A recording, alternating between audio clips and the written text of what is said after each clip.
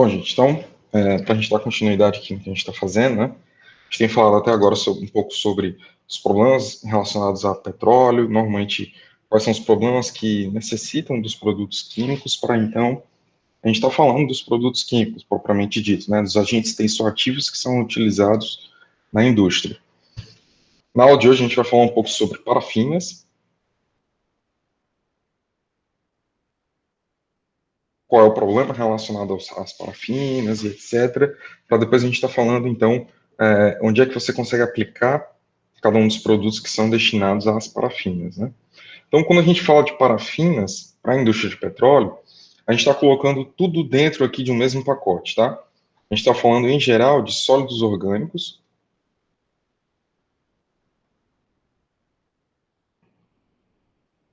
E aí, esses sólidos orgânicos, por muito tempo na indústria, qualquer coisa preta que entupisse a tubulação era chamada de parafina. Era chamada de cera, né? Em inglês a gente tem parafins ou wax. Então, normalmente quando você vê esses nomes, né? Quando a gente está falando de refinarias, a gente vai ter a distinção entre esses dois componentes. Normalmente você vai ter parafinas, oleofinas, aqui você tem cera, são produtos com características diferentes. Mas quando a gente está falando, então, de produção, de garantia de escoamento, a gente usa indistintamente, sabe? Parafinas, WOX, N-alcanos. E aí isso pode, às vezes, trazer algum tipo de confusão quando você está pensando em, mas N-alcanos é um termo específico para algum dos componentes e não parafinas, não WOX, são coisas diferentes. Mas quando a gente está falando da problemática de garantia de escoamento, então a gente está falando de qualquer coisa que se precipite normalmente por redução da temperatura. Então, a característica principal aqui das parafinas é a deposição, precipitação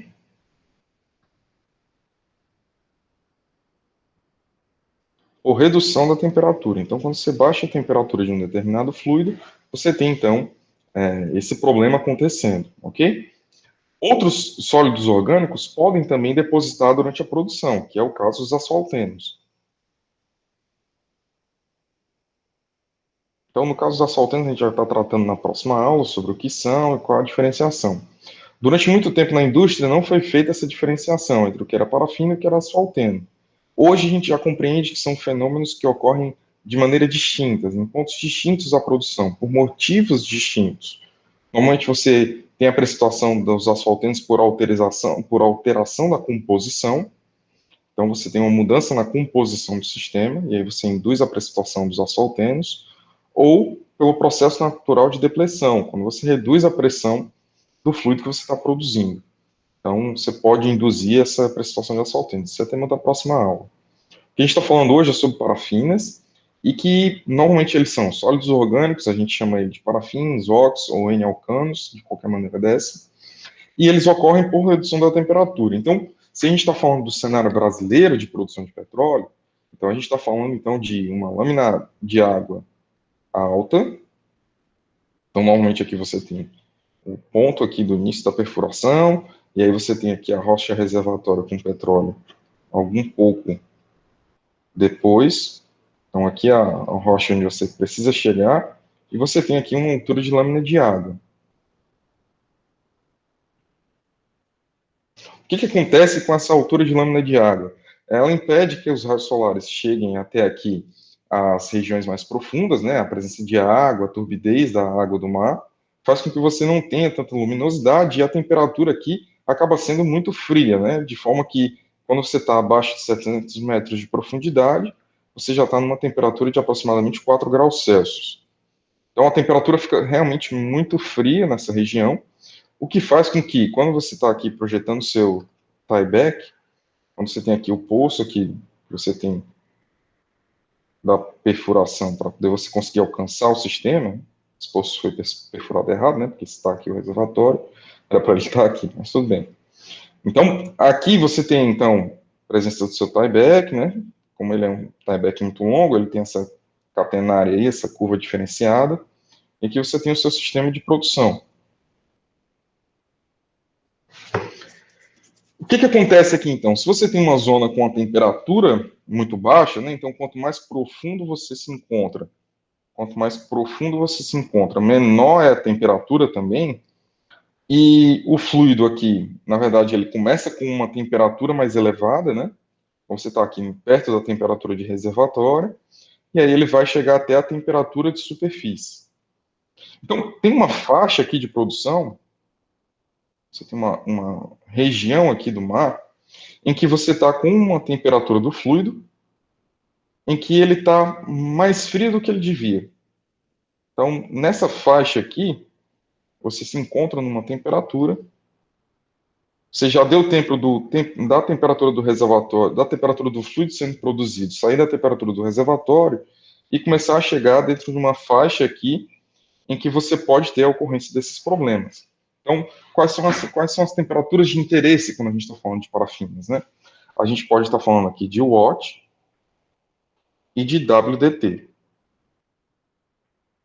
Watt é a designação em inglês para a temperatura de aparição das parafinas, né? Da temperatura, o que a gente traduz para português como Santiago, que é a temperatura inicial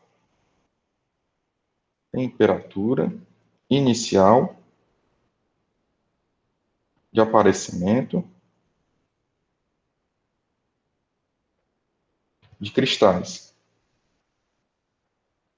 Então, essa temperatura inicial de aparecimento de cristais seria a primeira temperatura em que você percebe a ocorrência de precipitação. Então, você pode ter aqui, por exemplo, um fluido monofásico, e aí você começa a perceber que tem uns riscos diferentes aqui na parede. Normalmente, esses cristais, eles apresentam uma forma como se fosse uma forma de lança, assim, uma forma laminar, e aí essas pequenas lâminas vão se aglomerando e vão estruturando o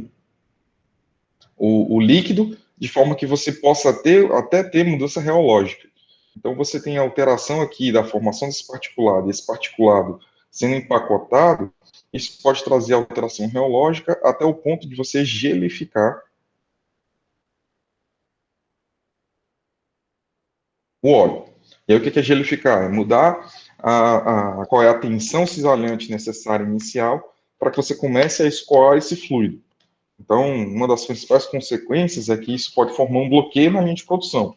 Você pode estar formando um gel na linha em que talvez o dimensionamento das bombas não previu essa força inicial diferenciada que ela precisa para prevencer o escoamento.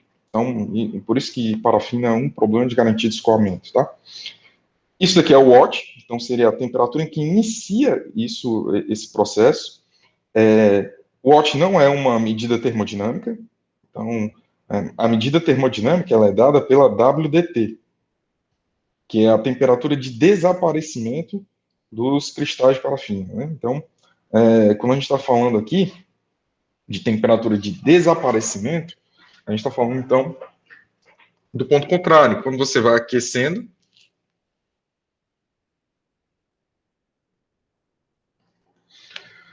você vai aumentando a temperatura desse sistema, e aí você vai percebendo o desaparecimento de cada uma dessas lancetazinhas de cristais aqui de parafina, até o ponto que você tem o fluido completamente limpo. Isso daqui é a medida termodinâmica, porque é ela que te define qual é a região do equilíbrio de fases, que separa uma fase para duas fases. Como a gente está falando de petróleo, a gente está falando normalmente de uma variedade de componentes que podem se precipitar nessas condições, então a gente acaba falando que você tem uma faixa de temperatura em que você está iniciando o processo de precipitação e a parte que você termina. Então é basicamente entre a Watt e a WDT. Tudo bem? Então, falando um pouco de composição, né? Se a gente está pensando aqui na composição do fluido, então se a gente pensar aqui na quantidade de parafinas que a gente tem, aqui na porcentagem de parafinas, um óleo normal, né, um óleo decente, ele vai estar variando aqui mais ou menos no carbono 12 até aproximadamente aqui o carbono 26. E aqui você tem a sua distribuição normal aqui do fluido, tá? Embora que a gente esteja até pesquisando nesses dias que alguns petróleos brasileiros, especialmente da região do pré-sal, a gente consegue perceber uma distribuição bimodal. Então, ao invés de ser somente isso daqui, a gente teria uma outra região em que você tem um outro morrinho aqui para uma quantidade um pouco maior desses carbonos. Isso daqui pode trazer algumas consequências. Mas óleo decente, óleo normal, que comum na literatura, seria um óleo com a distribuição normal, aproximadamente dessa forma, ok? Então, isso faz com que você tenha uma distribuição dos componentes aqui mais ou menos centrada em torno do carbono 18, carbono 20, alguma coisa desse gênero, e faz com que sejam esses os componentes que estão responsáveis pelo processo de precipitação, ok?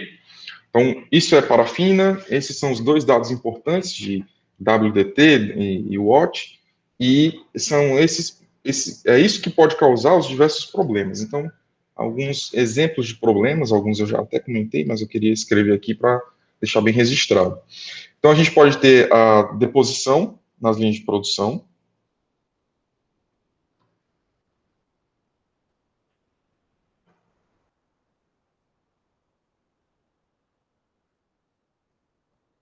Então, se você tem a deposição nas linhas de produção, o que que isso quer dizer? Você tem um diâmetro aqui inicial da linha de produção, e aí se você tem o acúmulo de material aqui ao redor desse sistema, então o que você tem é a redução do diâmetro efetivo para essa produção. Então, o diâmetro anterior era o diâmetro aqui externo, e com a deposição do material, você passa a ter esse diâmetro interno. Então, se você tem a redução do diâmetro, isso daqui implica num aumento da sua perca de carga. Então, o que você percebe é que a pressão em um determinado ponto da produção ali, que você está após o incentivo, né, após a, a injeção de momento no sistema, acaba elevando esse aumento da perca de carga em uma determinada região do sistema. Então, você precisa de mais energia para produzir dentro desse sistema. Ok? Então, isso aqui acaba sendo um problema sério. Então, isso aqui pode chegar ao ponto de você formar bloqueios, né? Quando você tem as diversas curvas, os diversos formatos, se um pedaço desse sólido se desprende e vai se acumular em uma outra região, isso acaba fazendo com que você tenha um bloqueio em uma determinada região de produção. Ok? Como é que se resolve esse tipo de problema? Normalmente você utiliza o que a gente chama de PIG. Então, PIG aqui você tem como processo de pigagem, é você passar como se fosse um cotonete dentro dessa linha de produção, né? Você vai enfiar o negócio ali para poder você passar e sair arrancando esse fluido, esse sólido que foi formado na parede. Então você tem o PIG rígido. Normalmente esse PIG rígido, ele é um PIG mais eficiente, só que você precisa que o projeto da tubulação tenha sido feito especificadamente para que você possa receber o PIG rígido. Então, o PIG rígido, ele precisa que você tenha uma tubulação de serviço do mesmo diâmetro da sua tubulação de produção, o que acaba sendo caro. Então, você manter duas tubulações com o mesmo diâmetro, uma só para serviço, para uso ocasional, é algo que não é tão simples, né? Você tem que avaliar bem o CAPEX e o OPEX desse sistema para poder você ter certeza que isso vai funcionar. Normalmente, quando a gente está falando de postos offshore, os postos offshore do Brasil, a gente não tem muito o uso do PIG rígido. Normalmente, a gente faz o uso do PIG flexível. E aí, o PIG flexível quer dizer que você é como se fosse uma esponja, que você consegue comprimi-lo, ajustá-lo para um diâmetro menor, e aí ele acaba se expandindo quando você coloca ele dentro da tubulação de produção. Qual é a consequência disso? É que a eficiência da pigagem para um PIG flexível acaba sendo um pouco menor do que do PIG rígido. Só que aí você tem uns custos como se fosse uma solução de compromisso entre o que você vai investir para poder manter o sistema de pigagem ou se você vai manter um sistema mais barato, mas que é um pouco menos eficiente, que você vai precisar fazer mais frequentemente o processo de pigagem. Então, esse é o problema e essa seria a solução. Então, você tem a gelificação do óleo durante o processo de paragem. Então, essa gelificação, como eu já falei para vocês, é a estruturação do fluido de forma que ele tenha um comportamento agora não newtoniano. Então, ele não cisalha quando você impõe a ele um diferencial de pressão, então ele não anda quando você impõe esse diferencial de pressão, ele precisa de uma taxa de cisalhamento mínima para iniciar esse deslocamento. Então, essa estruturação em forma de fluido não newtoniano, você consegue resolver ou aumentando a pressão, mandando pressão efetivamente, ou com o uso de solvente, para você mandar o solvente ali para você relaxar esse GA e você mandar, ou, que também não é incomum, é você fazer o aquecimento da linha. Só que imagina que a gente não está falando de um canudinho de plástico, né? A gente está falando de quilômetros de tubulação para que você possa manter essa faixa em aquecimento. Então, normalmente a gelificação é algo que não é desejado durante o processo de produção.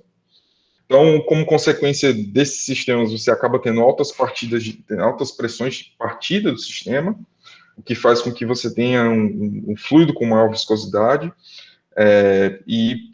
isso daqui tudo é problema e como você passa a remediar, né? Então, ou você está remediando o problema, depois que ele ocorre, e aí você vai lá tentar resolver esse problema que foi gerado, ou, numa outra forma de você pensar, é você tentar pensar em inibir o problema. Então, quando a gente está falando de remediação, é tudo quando já a merda já aconteceu e aí você está tentando resolver. E inibir é quando você pensa em anteceder isso, né? Então, uma forma de você inibir o problema das parafinas seria você fazer o isolamento térmico da tubulação.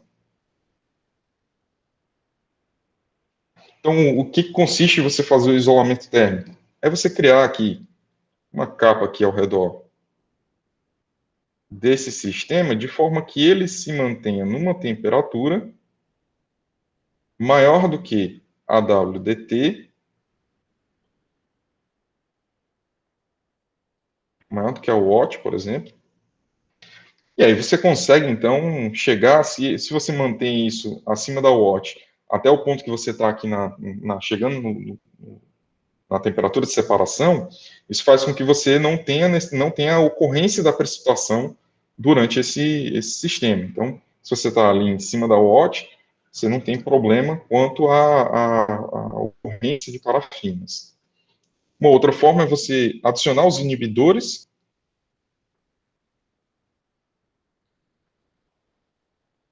Esses inibidores são os produtos químicos, efetivamente, muitos deles são tensoativos, e aí esses inibidores, eles são tanto cinéticos quanto termodinâmicos. Então, os inibidores cinéticos, eles mudam o tempo, né? Então, a escala que a gente está falando aqui é a escala de tempo, em que você forma o depósito, e os inibidores termodinâmicos, eles alteram a temperatura, propriamente dita, a WDT e a Watt. Esses inibidores termodinâmicos são menos comuns, e a quantidade que você utiliza deles acaba sendo um pouco maior. Mais comuns são os inibidores cinéticos. Se você não deixa formar rapidamente o depósito na tubulação, isso faz com que você tenha a vantagem de poder produzir o sistema. Então, você vai acabar produzindo com o sistema em suspensão. Ele não tem o tempo de formação ao ponto de você formar aqui o depósito propriamente dito na tubulação. Como a gente já falou, tem uma diferença entre você precipitar alguma coisa e você depositar. Então, precipitar é quando você tem uma fase e passa a ter duas fases, isso é a precipitação, e depósito é quando você forma o conglomerado dessa segunda fase em uma determinada região do sistema que você está produzindo.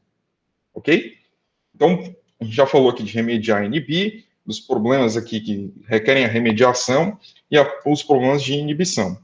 Então, as formas de remediação, né, as formas bem utilizadas na indústria, são realmente o PIG, e tem umas outras duas formas aqui que são bem interessantes, que é o que a gente chama de soaking estático e soaking dinâmico.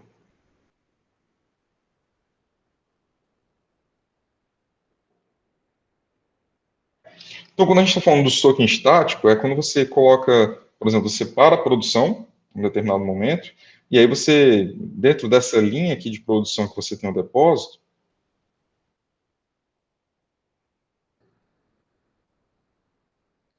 você vai fazer passar por ela diesel, então você enche a linha de diesel. Esse diesel aqui que a gente está colocando, ele não funciona como um bom solvente, mas ele acaba meio que relaxando um pouco esse depósito que está aqui dentro. Então você joga esse diesel aqui dentro, deixa ele relaxar aqui um pouco esse depósito formado, e aí você, ao invés de você fechar tudo da produção e deixar isolado completamente, você acaba voltando à produção de forma que com esse diesel presente aqui dentro, na hora que você está retornando o fluido pressurizado aqui, você acaba empurrando também esse depósito, e aí você acaba arrancando aqui esse depósito do local e produzindo todo mundo junto. Esse é o soaking estático, né? Você para poder induzir. Quando a gente está falando, então, do soaking dinâmico, quando você tem aqui presente um processo de airlift, de gas lift, né?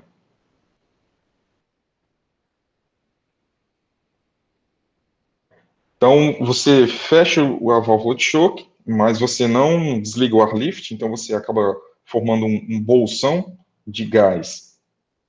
Então, por exemplo, aqui que a gente está falando aqui desse sistema, você tem aqui o depósito formado, e ao invés de você injetar diesel, você tem aqui o próprio fluido aqui de produção. E o que você faz é manter aqui um bolsão de gás, que está vindo aqui da linha de gás lift, e aí esse bolsão de gás aqui, você vai acumular, a pressão vai se acumular aqui durante um determinado momento, e na hora que você voltar aqui a retornar à produção, essa pressão aqui montada jusante vai fazer com que você tenha uma produção mais rápida, né, com uma vazão maior no primeiro momento, e aí você consegue remover essa parafina que foi depositada nas paredes da tubulação. Então, esses três métodos aqui são métodos que são realmente muito utilizados aqui no Brasil, para que a gente possa ter a remediação dos problemas de parafina. Só que aí, como então a gente pode pensar em resolver esse problema de parafinas, né? Então você tem que ter um método de previsão de quais são as temperaturas em que isso está acontecendo. Então você precisa fazer alguns ensaios com o fluido para que você possa entender realmente o que está acontecendo ali antes de você colocar um sistema de produção. Então, na etapa de desenvolvimento ali ainda, entendendo como é que são os fluidos, quais são as suas limitações, por exemplo, você pode fazer um teste com óleo morto, que o teste com óleo morto seria o teste do ponto de fluidez. E aí, com esse ponto de fluidez, é basicamente você verificar qual é a temperatura mínima em que você ainda tem escoamento do fluido. Então, é um teste bem simples. Normalmente você tem aqui uma porção aqui com a quantidade do óleo morto, propriamente dito. Você tem aqui um sistema que controla a temperatura. E aí você faz uma varredura de temperaturas em temperaturas. Normalmente é de 3 em 3 graus. Então, você inicia aqui na temperatura em que você tem a mobilidade do fluido, e aí com essa mobilidade do fluido aqui, você vai reduzindo então a temperatura, até você chegar numa temperatura em que você testa a mobilidade, né, numa temperatura elevada, na hora que você deitar aqui esse frasco, você vai perceber que o fluido, ele escoa. Então, se ele está escoando, ele ainda tem mobilidade, ele ainda tem fluidez. Só que chega um determinado ponto, que é chamado aqui do ponto de fluidez, em que quando você deita aqui esse sistema, ele não escoa mais. Então, ele não escoa mais em um determinado tempo, né? É o que diz a norma. E aí, esse ponto aqui é o ponto de fluidez, é uma referência à temperatura que você vai executar o bombeamento do fluido. Então, ele serve como referência apenas, porque ele não vai te dizer exatamente qual a temperatura mínima que você ainda consegue escoar o sistema, mas é um indicativo, é uma referência. Ok? Então, quando a gente está falando aqui de óleo vivo,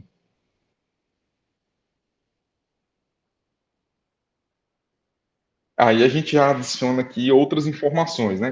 Quando eu digo óleo vivo, é porque você tem o óleo mais o gás, né? Você está aqui perto da composição total do reservatório,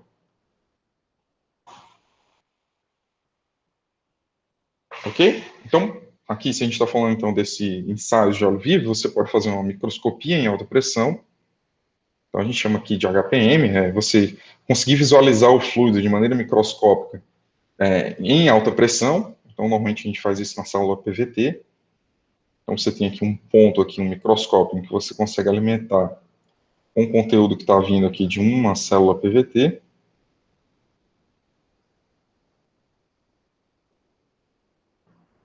Isso aqui vai para um outro cilindro aqui, que você faz o controle desse sistema. Isso é já um equipamento de laboratório, né? Então, você coleta uma amostra, essa amostra está aqui dentro, e aí você faz essa amostra passar num ponto que você consiga visualizar por microscopia. Então, você consegue ter uma imagem realmente de quando se inicia a formação dos cristais de parafina. Com essa imagem aqui, então, você está determinando qual é a TIAC, ou a WOX, ok? Então, essa daqui é uma imagem interessante. Você confirma que é parafina, normalmente porque a gente chama esses cristais de parafina de algo que é birrefringente, né? Então, quando você mantém aqui uma luz polarizada,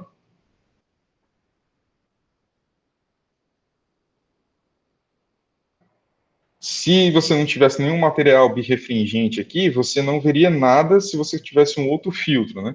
Então, você tem aqui um filtro anterior que passa a luz normal, então está passando somente luz polarizada pela amostra, e você coloca um outro filtro aqui em uma direção de 90 graus, e aí você não ia conseguir ver nada, se não tivesse nenhum componente aqui desse que fizesse a luz inverter a sua direção.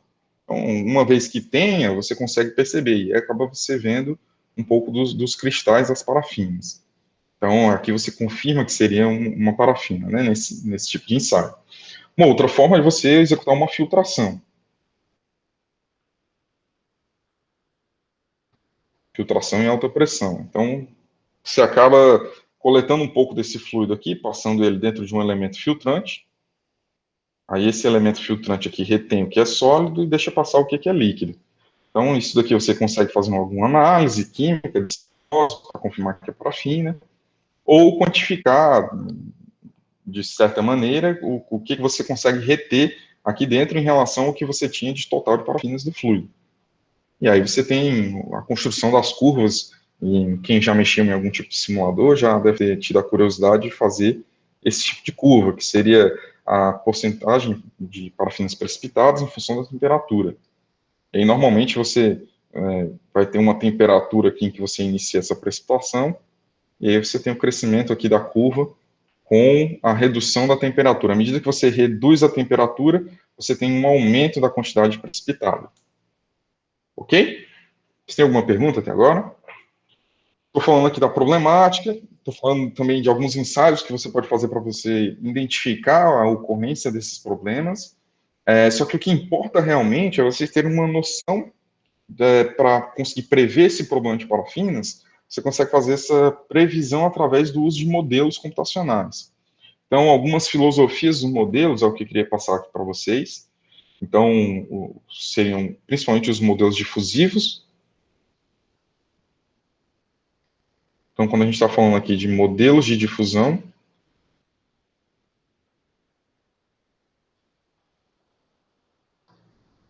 aí esses modelos de difusão, eles levam em conta justamente que se você tem aqui a tubulação,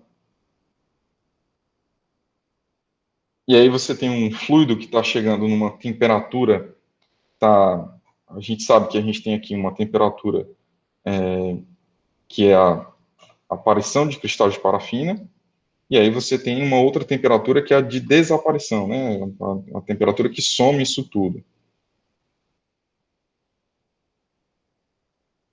Então, se você está aqui entre uma dessas duas aqui, você pode induzir essa precipitação, né? Então, normalmente a gente observa isso através da camada limite.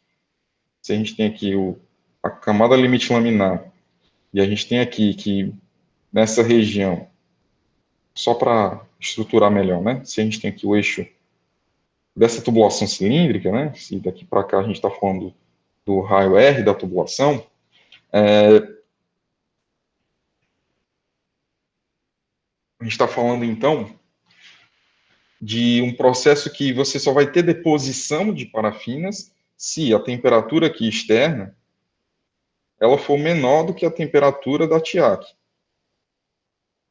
Então, quando a temperatura externa aqui ela for menor do que a temperatura da TIAC, você vai ter a adesão das parafinas aqui na tubulação. E uma vez que você tem essa adesão das parafinas na tubulação, você vai alterando a composição que você tem no meio, né? Então, se você tem aqui uma determinada quantidade de parafinas, por exemplo, 3% de parafinas, no fluido que está correndo aqui no meio da tubulação, quando você olhar aqui para essa região que você tem a deposição de parafinas, você vai ter um teor que é menor do que 3%. Então, o que acontece aqui é que você tem um processo difusivo, por isso que a gente fala de modelos de difusão. Então, esse processo difusivo, ou seja, a tendência que você tem da massa sair daqui e se acumular na parede, ela é justamente ligada com o perfil de temperatura. Então, se você tem aqui uma temperatura externa que é menor do que a temperatura de aparição de parafinas, junto aqui com a temperatura vai fazer com que você tenha a precipitação, a deposição das parafinas, e cada vez mais parafinas vão sair do fluido em direção à parede. E aí você faz com que você tenha a intensificação desse processo e o aumento dessa camada. Então, é basicamente isso que são os modelos de difusão.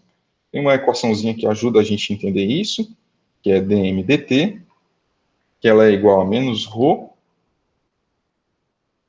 dm dc/dr. Então, o que tem importante aqui para a gente entender é a difusão justamente da parafina, a densidade, a área que a gente está considerando aqui de seção transversal, e a variação da concentração de parafinas com a posição radial do que aqui a gente está falando.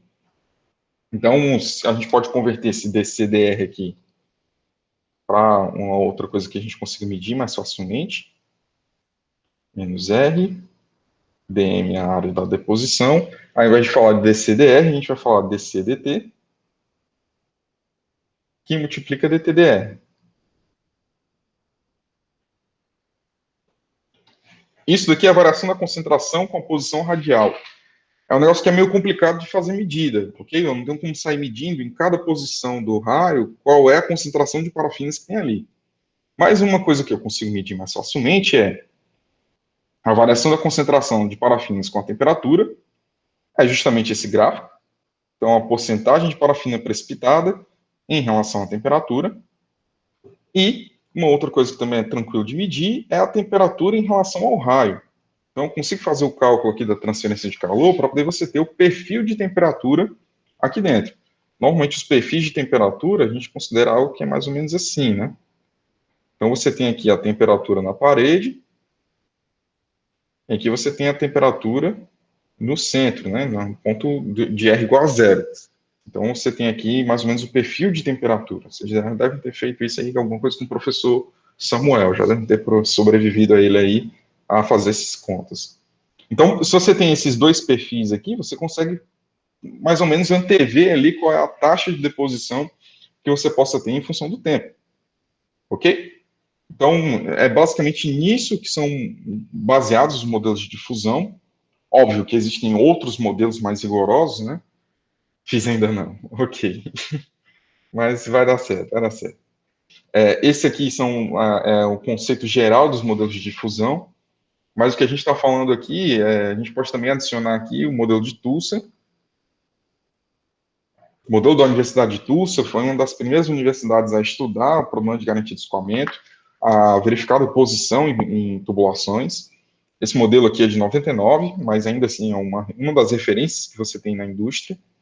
E aí ele considera que você tem a variação da espessura depositada, que é o que eles conseguiam medir, né? Ele é um negócio meio que paramétrico aqui. Então, aqui é π1, 1 mais C2, aqui a gente tem, então, a gente tem um número adimensional, que multiplica aqui a difusividade,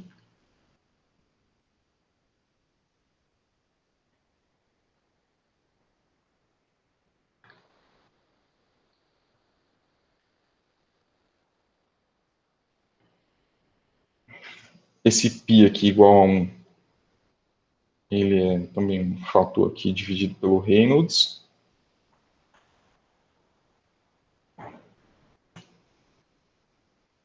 Ok? Então, e aqui o Reynolds, vocês lembram muito bem o que é, seria a densidade,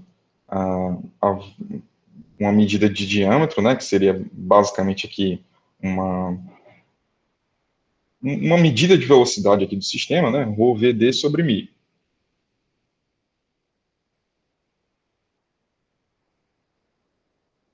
Que aqui nesse caso, vou até explicitar esse termo, seria a vazão volumétrica do que você tem nesse sistema dividido pela a área efetiva, né, disponível para o escoamento. Então, isso aqui seria a velocidade do sistema, a velocidade adimensional, né? Uma medida de velocidade para um número adimensional. Aqui você tem, então, o diâmetro molhado do sistema e a viscosidade do óleo. Então, isso aqui seria o Reynolds. O que tem de interessante aqui para a gente saber? Primeiro, é que a gente tem aqui um número adimensional que ele está levando em conta a remoção do depósito por cisalhamento.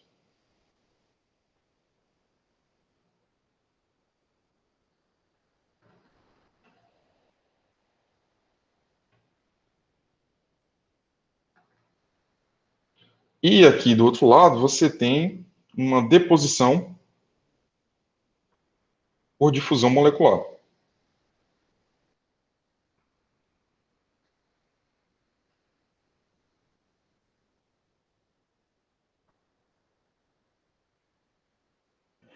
Então, esse modelo de Tulsa, juntamente com esses modelos, e em geral, né, os modelos de deposição por difusão, eles acabam sendo muito conhecidos justamente por considerar esse sistema dessa forma, só que hoje em dia a gente já tem algumas informações que adicionam algumas limitações para esses modelos, principalmente no que a gente está falando, porque alguns experimentos já confirmaram que quando você coloca aqui esse sistema e a temperatura aqui da parede ela é igual à temperatura da TIAC,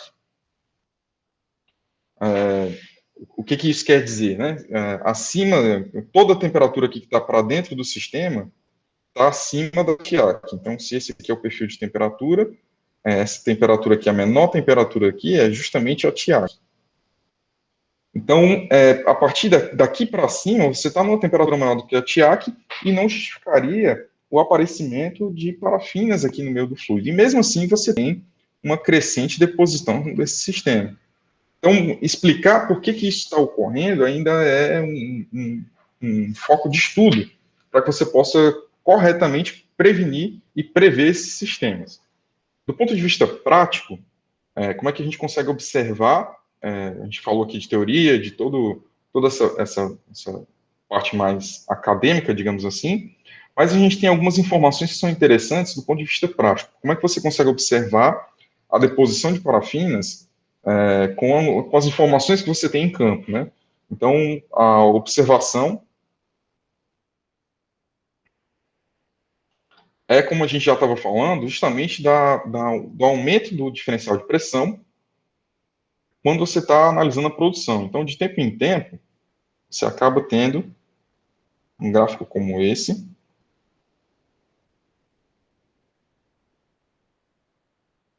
e aí esse gráfico aqui, ele está te descrevendo mais ou menos o aumento da pressão. Então, você tem aqui o início aqui após a pigagem. Depois dessa pigagem, você vai vendo que a diferença de pressão aqui em determinado ponto do sistema, ele vai continuamente aumentando. Até que chega um ponto que você não tolera mais, ele aumentou de 83 kgf aqui até chegar quase 100. Então, você resolve fazer o procedimento de pigagem, você retorna essa pressão para uma pressão mais baixa, retorna ao ponto inicial ali, de tubulação limpa, e aí você continua fazendo o procedimento. Ou seja, só que isso acaba sendo contínuo e dependendo da eficiência de pigagem, você vai ter mais frequente ou não. Então, isso daqui é normalmente o que você observa em campo. Característica desse sistema, e o que a gente está falando aqui é de uma produção com postos satélites, tá?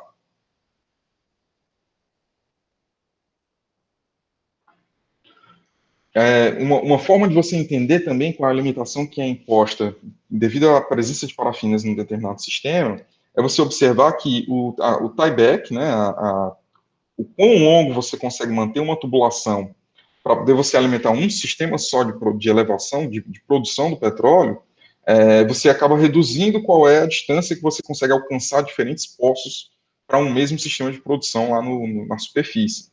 Então, isso faz com que você reduza ali a eficiência dos seus sistemas, o alcance dos sistemas às diferentes regiões do reservatório.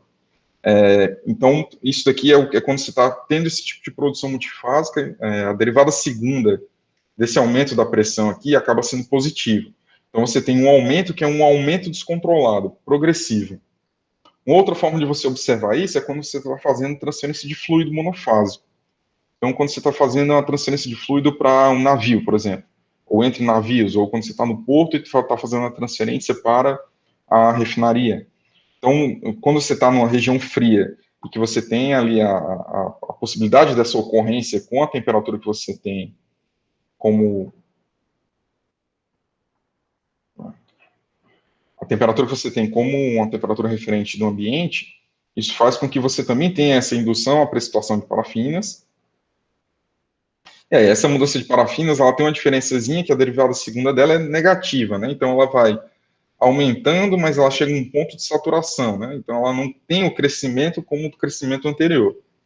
Depois que você tem a execução do processo de pigagem, ela cai, volta para um ponto inicial e depois vai crescendo novamente. Mas a tendência dessa curva é sempre uma saturação do sistema. Enquanto que na outra curva aqui, o aumento da perca de carga é progressivo e crescente rápido. Ok?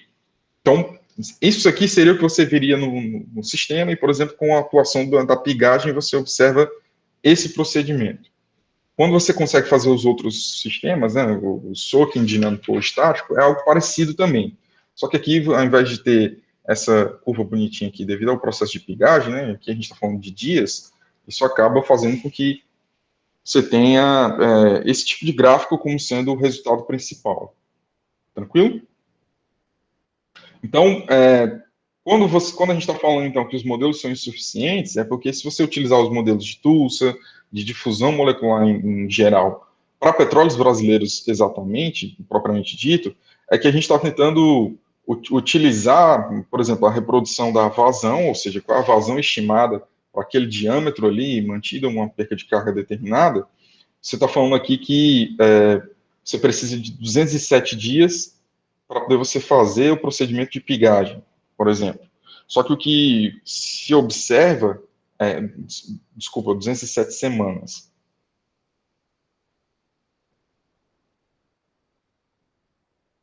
Só que às vezes na prática você observa essa ocorrência em até 17 semanas. Então a previsão dos modelos ainda é muito limitada, mas ainda assim é o que se tem na indústria para poder fazer essa execução do sistema, ok? Então esse é o problema de parafinas, isso é o que ocorre, o que decorre do problema de parafinas. Os principais métodos da gente conseguir resolver o problema de parafinas, e basicamente é isso. Vocês têm alguma dúvida? Não? Tudo certo. Não, eu tô achando muito interessante a aula. Eu não esperava tanto. Sério? Não, professor, Coisa eu não tô boa. dizendo que eu não esperava tanto do senhor, viu? Eu tô dizendo assim, o senhor entendeu, né? Por favor. Entendi sim, Carol, tranquila. Obrigada, professor, o senhor é demais. Beleza, que bacana, gente. Então, vamos embora. A gente falou hoje sobre parafinas, na próxima aula a gente vai falar sobre asfaltenos, tá bom?